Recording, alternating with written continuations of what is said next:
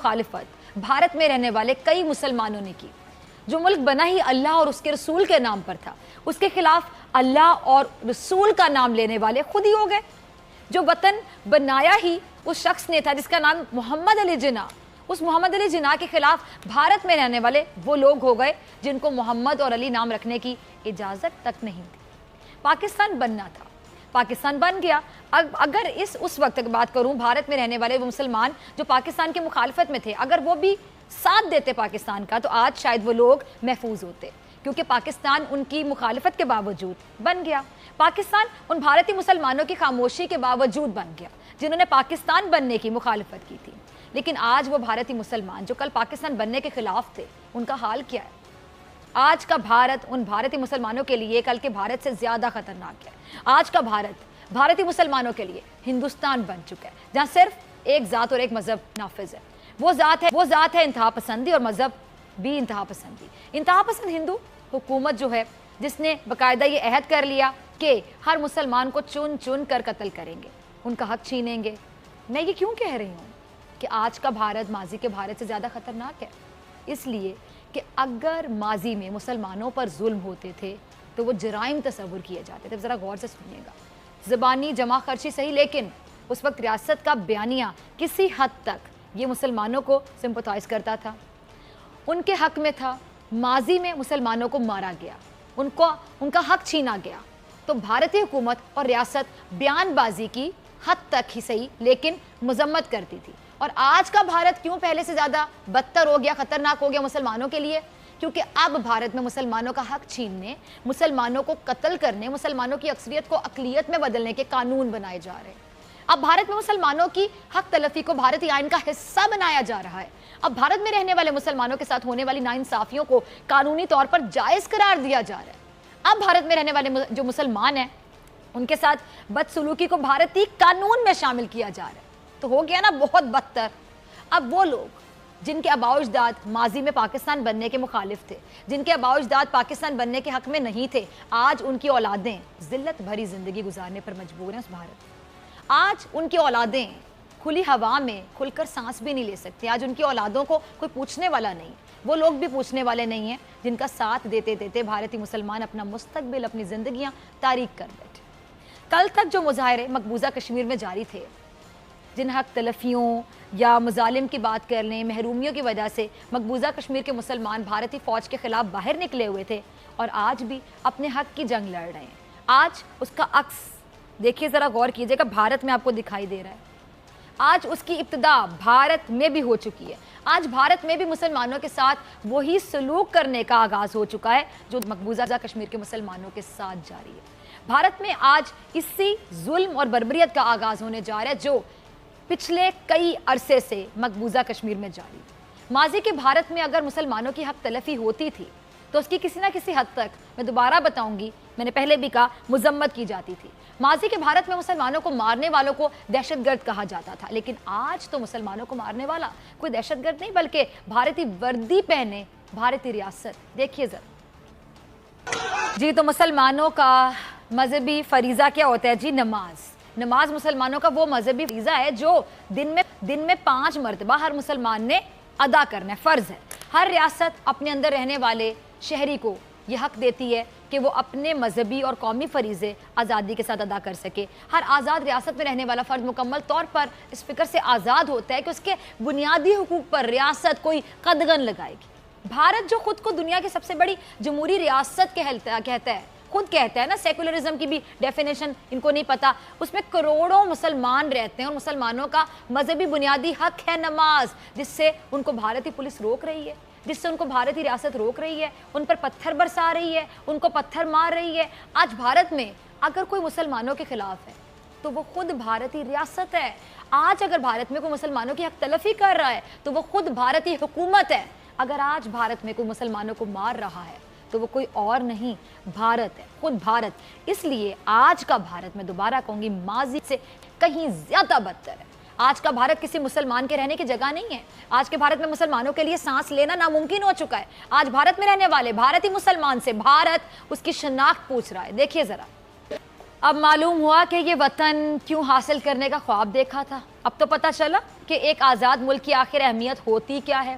اب احساس تو ضرور ہوا ہوگا کہ جس زمین پر پیدا ہوئے, جس زمین پر پلے بڑھے, جس زمین کے لیے دن رات ایک کیے, جس زمین کے دفاع کے لیے جانیں دیں, آج وہی زمین انجام بن گئی.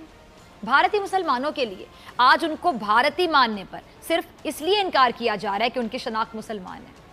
تو ٹھیک کہا تھا ہمارے بانی پاکستان قائد اعظم محمد علی جناح نے. دیکھیے, اس لیے بنایا گیا تھا پاکستان کے قیام کے پیچھے ہندو انتہا پسندوں کا تعصب تھا, جس کی بنا پر علی گڑھ مسلم یونیورسٹی سے قائد اعظم کی تصویر اتاری گئی تھی.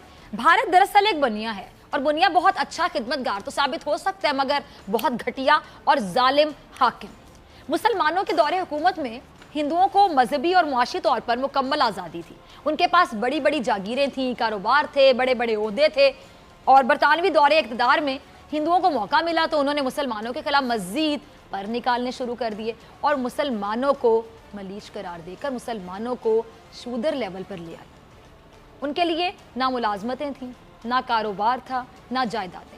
مسلمان نہ صرف ہندوؤں کے نیچے دب کر رہ گئے, نیچے میں بتا رہی ہوں, بالکل نیچے دبا دیا مسلمانوں کو, بلکہ ان کی معاشی حالت بھی بدتر کر دی گئی. یہ نہیں کہوں گی ہوتی چلی گئی, کر دی گئی نا. سوچی سمجھی پلاننگ کے تحت 1947 میں مسلمانوں نے خوشی سے اپنے علاقوں سے ہجرت نہیں کی تھی, بلکہ انہیں پتا تھا کہ اگر وہ وہاں سے نہ نکلے تو موت ان کا مقدر ہوگی, ذلت ان کا مقدر ہوگی. اب دیکھ لیں آپ کے سامنے بھارت کی ایگزامپل, صحیح سوچتے تھے وہ علاقے جو بعد میں پاکستان بنے. ملک کی اگر میں بات کروں 80% کپاس ان علاقوں میں پیدا ہوتی تھی, لیکن مسلمانوں کی بدقسمتی ہے کہ جی کپاس کی تمام فیکٹریاں ہندو آبادی والے علاقوں میں تھیں اور ہندو مالکان کے تسلط میں تھیں.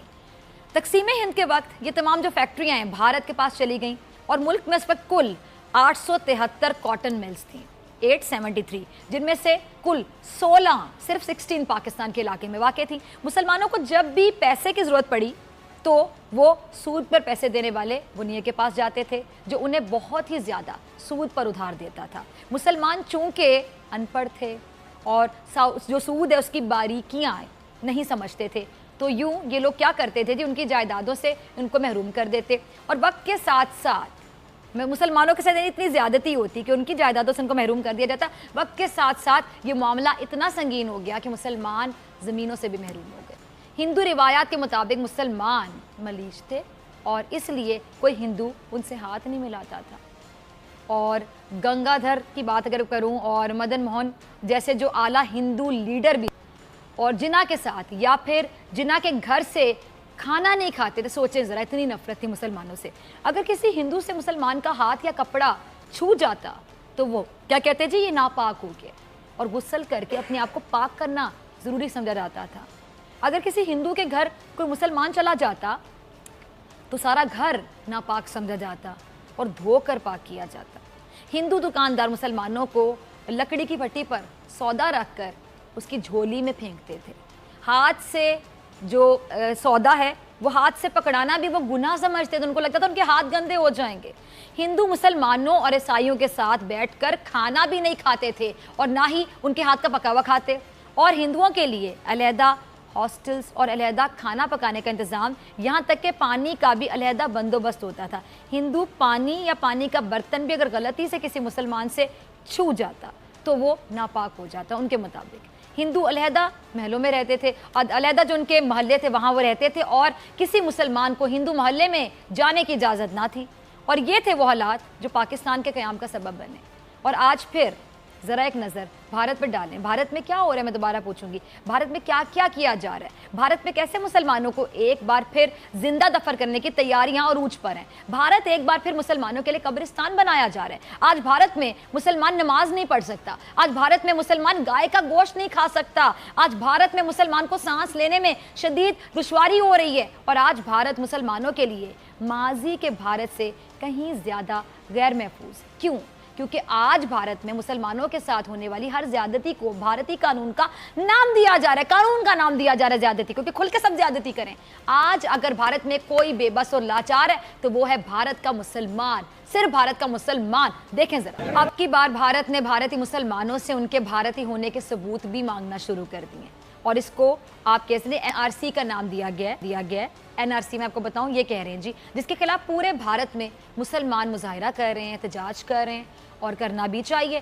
NRC کا جو عمل ہے وہ ابھی تک صرف آسام میں شروع کیا گیا ہے. یہ بھی آپ کو بتا دوں, حکومت کے اس اعلان کے بعد بنگال سمیت کئی مسلمان اکثریتی ریاستوں میں عدم تحفظ کا احساس پیدا ہو گیا, دیکھا گیا. اور آسام میں مسلمانوں کی آبادی 34% سے کچھ زیادہ ہے, 34% سے تھوڑی سی زیادہ.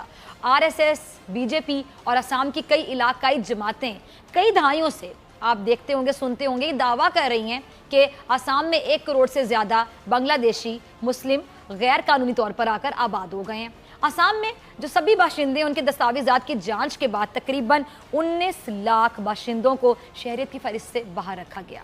اب انہیں اپنی شہریت بھی ہے جو وہ بھی ثابت کرنی پڑے گی. سوچیں ذرا, وہ ثابت کریں گے. اور NRC کی فہرست میں یہ نہیں بتایا گیا کہ 19 لاکھ میں سے کتنے ہندو ہیں, کتنے مسلمان ہیں, لیکن پارلیمنٹ میں اور پارلیمنٹ سے باہر کئی سیاسی رہنماؤں کے بیان سے پتہ چلتا ہے کہ ان میں کم از کم 11 لاکھ بنگالی ہندو ہیں, اور اس کے علاوہ کئی لاکھ قبائلی, مقامی آسامی اور نیپالی بھی ہیں. اچھا, کئی اپوزیشن رہنماؤں کا یہ کہنا ہے کہ جی BJP یہ توقع کر رہی تھی, ایکسپیکٹ کر رہی تھی کہ جی NRC کے عمل میں لاکھوں مسلمان غیر ملکیوں کی فہرست, جو مسلمان غیر ملکیوں کی فہرست ہے اس میں آ جائیں گے, لیکن نتیجہ اس کے برعکس نکلا. ریاستی حکومت نے NRC کے عمل میں نقائص کا الزام لگا کر اسے مسترد کر دیا.